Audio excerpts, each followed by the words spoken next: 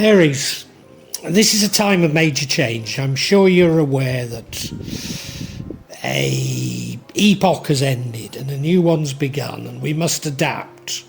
But we're all struggling to find out quite how. And this feels like a somewhat schizophrenic reading, which I think reflects that we know we must change, but we haven't quite worked out how we must change. Ostensibly, I think it's a good reading for February. I do. You look at that middle card, we've got the Sun card, multiple blessings, many blessings. So many blessings, people see you and they just feel, my God, you've got everything.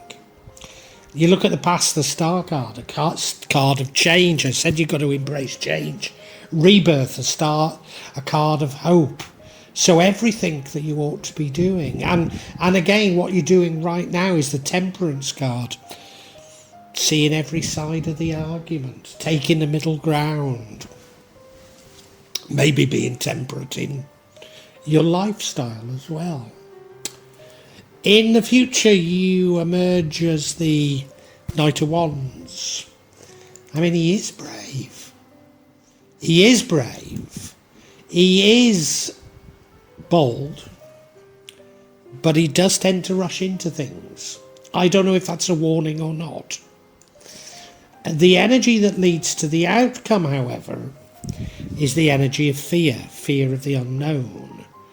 And I don't see the outcome as a good outcome. And now the world is absolutely full of fear porn at the moment. And so could it be, Aries, that you've embraced everything that the universe wants you to embrace? But you keep getting dragged back by this fear porn. I must admit that I myself am, A couple of things have happened recently. One is I found out that oil had been discovered in northern Gaza. And I can't tell you the massive impact that had on me. It was like, oh my God, all these things that you've suspected for so long are probably 100% true. The other thing that happened was a friend of mine who's been ill since the health crisis. And I was certain it was either connected to the health crisis itself or to the prophylactics that we were all forced to take. But she in particular took the ones from America. So I was certain it was to do with that. But she had a ruqya, a exorcism. And she's much better now. And I don't know what to make of it. I don't know what is the relationship between what I thought it was and seemingly having entities removed from her. I really don't know, but I've seen her and she is much better. So yeah, what is going on? And you don't know. And what this leads to is an attachment. And this fear porn, I'm certain, is designed to lead to unhealthy attachments. Exactly to what? Maybe it's just the internet. Maybe it's just, I don't know, to more fear porn, maybe. I don't know. Now, what would cut through this all is you emerging as the Knight of Swords. So maybe this Knight of Wands isn't about rushing, because the Knight of Swords is bold and brave and fearless, and that would apparently cut through it. What a fascinating reading, Aries. Let's look at it in more detail.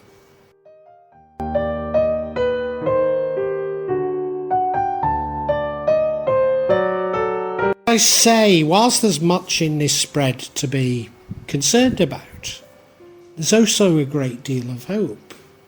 The overall energy running through it is the Sun card, multiple blessings. So many blessings that people can feel the sun radiating from you, that you're alive with the blessings of the universe. So this is an absolutely beautiful card, and it couldn't be better placed because it's saying it runs through the entire reading. So whatever I might have to say, I think there is massive hope. And what I've been noticing in so many readings at the moment for so many signs is that what we see as negative is actually very necessary. There's a catharsism going around that we need to rid ourselves of false desires, for want of a better word, false information, misinformation. And the universe is doing things to make certain that we are forced to do this. So I do see this sun as positive, very positive.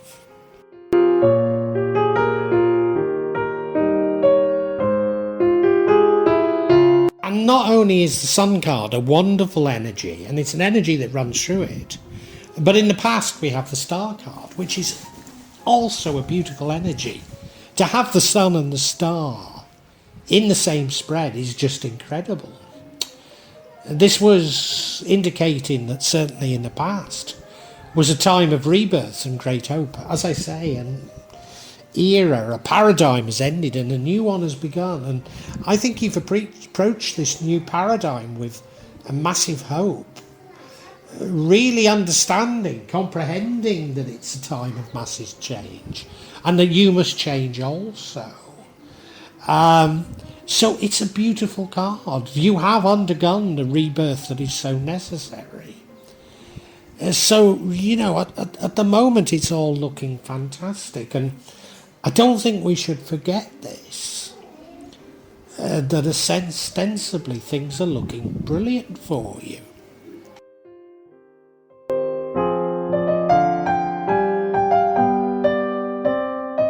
What are the changes the universe wants us to embrace?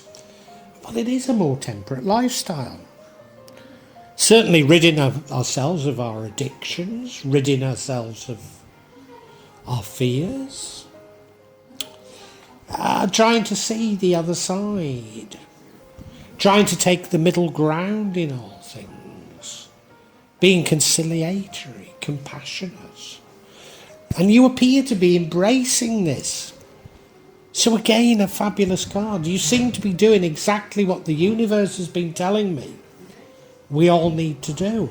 And as I say, you do seem to have really, really grasped things. And undoubtedly, that's why we have the sun, the multiple blessings. So far, fantastic.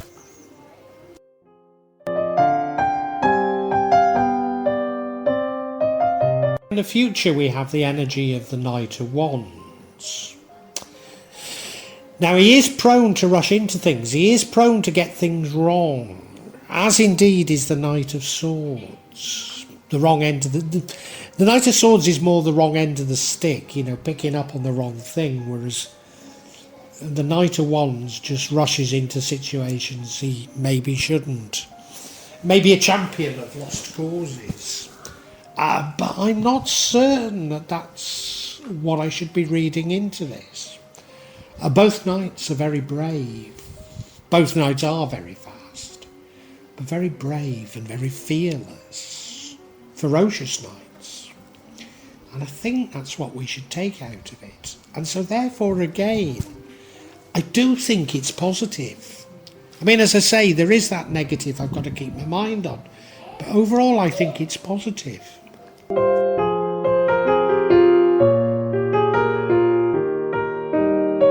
But oh dear, the energy that leads to the outcome is the Moon card. Card of fear. Probably fear of the unknown. Probably something of an irrational fear. Because it is the unknown, we really don't know. None of us like change, but I thought you'd embraced it. But I can't help but feeling that there is so much fear porn out there, that everything we see on the media is designed to make us fearful. What's the point of this fear? What's the point of putting us in fear? Surely it's so that we can be controlled, and I think that's what's happened to you. Yes, and that's probably why we have these 2 nights which are about you being brave. We all have to be brave and approach our fears. The fear of the unknown. And I think if we really approach our fears, we will begin to understand that we're all frightened of our own shadow, that we're being played back our deepest, darkest thoughts, that we'll begin to realise that we ourselves are creating this reality through our darkest fantasies.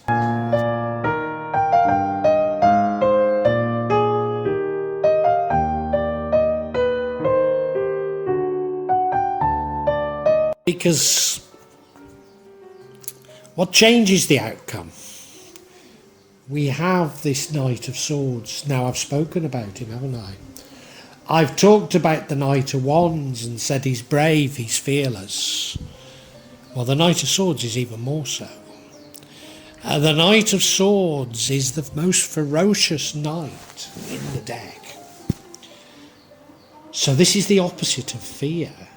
I often say that love is the opposite of fear, and I do believe that. But overcoming our fear is massively important to us finding that love, to finding that opposite. So this changes the outcome. So I'm certain we're being encouraged to be brave, to confront our deepest fears, to confront the unknown. And in doing so, we can find that better world.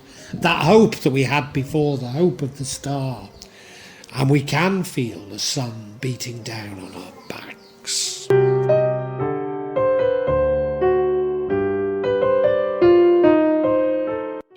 And in your case, what does this fear lead to? It leads to unhealthy attachments, maybe even addictions. Do you know, during a health crisis, when so many of us were restricted in our movements, fear, depression just increased exponentially, as did addictions. I'm not sure this is what your addiction is, but maybe you're simply addicted to fear itself. But there certainly is an addiction here. Something that you need to rid yourself of, and it's arisen out of fear. You know, fear creates the very worst responses in us. Fear breeds hatred. Fear breeds, I don't like to use the word, but what some would call evil. I think we need some clarity on what this addiction is.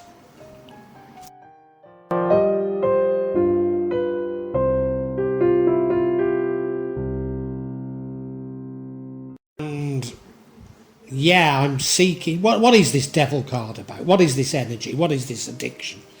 First card we get is the Hierophant. Probably formal religion. It's just possible it's a conservative ideology. The next card that we get of clarification is a Nine of Wands. Now, the Nine of Wands, you could see one of two ways. One is, I've seen it all before and I've overcome it. But remember, this is clarifying the devil. The other is, oh my God, I've seen it before and history's going to repeat itself, which I think is the more likely explanation. And the final card is the Page of Cups, seeking something creative. That doesn't make sense. Let's look at each individually, however.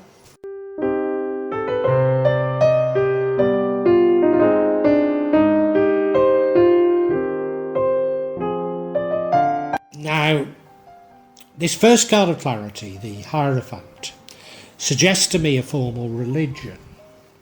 It could be a sort of conservative ideology. I think it's conservative rather than right-wing, but right-wing would make more sense, but conservative. There are many people that are looking at what's going on at the moment and seeing it as some form of Armageddon, including people that I respect. And so I've done a little bit of research on Armageddon, and it doesn't hold up. It's something of a, don't think I can say the full word, so sea theory. You look at the scriptures and there's very little. You can piece the scriptures together and come up with some sort of an idea of Armageddon.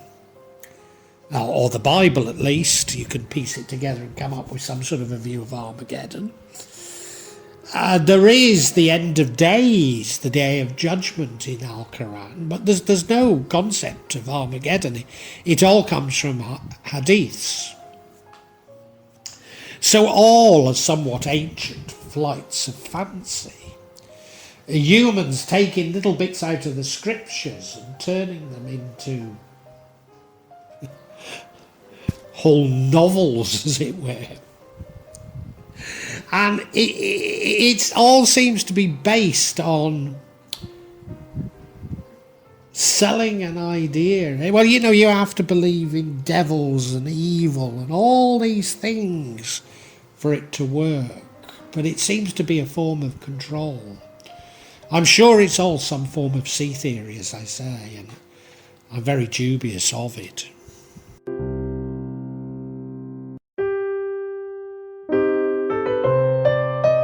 Now, as I say, this fear porn is designed to enlist a reaction out of us.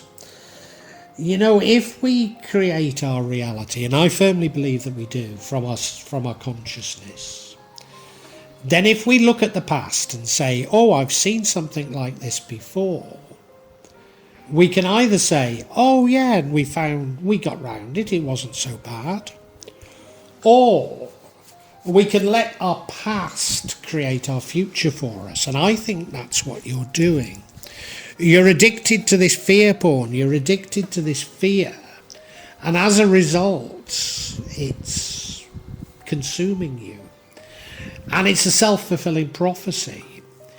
If we think, oh my God, the psychopaths have got their fingers on the nuclear buttons, there's going to be an Armageddon. Well, if enough people think it, there probably will be. And I think that's where the warning is here.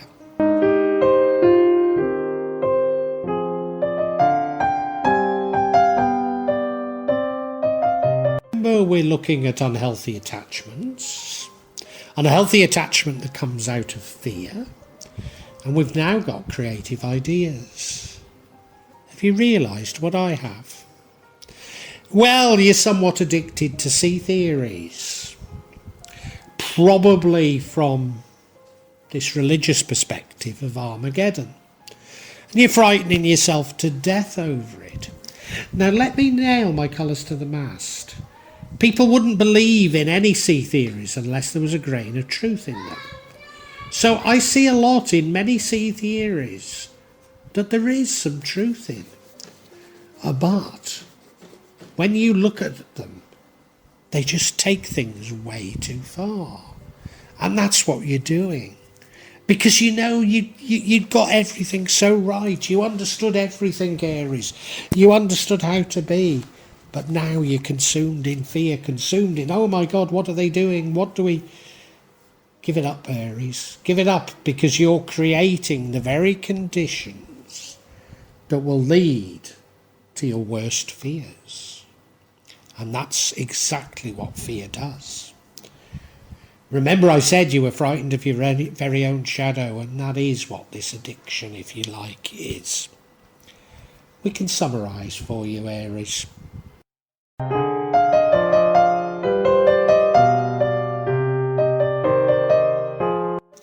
Aries, in so many respects, you've sussed what's going on. In the past, you were reborn. You know that we're in a new era, that we have to embrace change, and that's what you're doing. And you're reborn and you're full of hope. Well, that was the past. Well, even to a certain degree, it is the current. You see, you are embracing temperance, which is what the universe is telling me we should be doing. You're seeing the other side. You're taking the middle ground. You're forgiving. And as a result of all this, the sun is beating down on your back and people are saying, oh my God,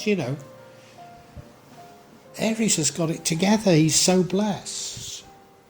But there's a little dark side to it all, isn't there? You're full of fear of the unknown. You're addicted to fear itself. You're addicted to, and I don't think I can say the word, but sea theories. Sea theories may be about Armageddon. Maybe it's religious sea theories, but you're addicted to these sea theories, and the truth is that if we all believe in these sea theories, they will be self-fulfilling. And that's the point of them. Now, I'm not trying to say there isn't a grain of truth in some of them. None of us would believe it if there wasn't a grain of truth. But so many of us have taken it far too far based on our political or religious beliefs, and we can't see when we're being stupid. And we will create the Armageddon from fear of our own shadows if we're not careful. But I think there's also great hope here. There's great hope that you are brave, you are fearless, and you will overcome your own fear. And that's what this reading is all about. Overcoming your own fear and finding that wonderful blessings that the universe has for us all.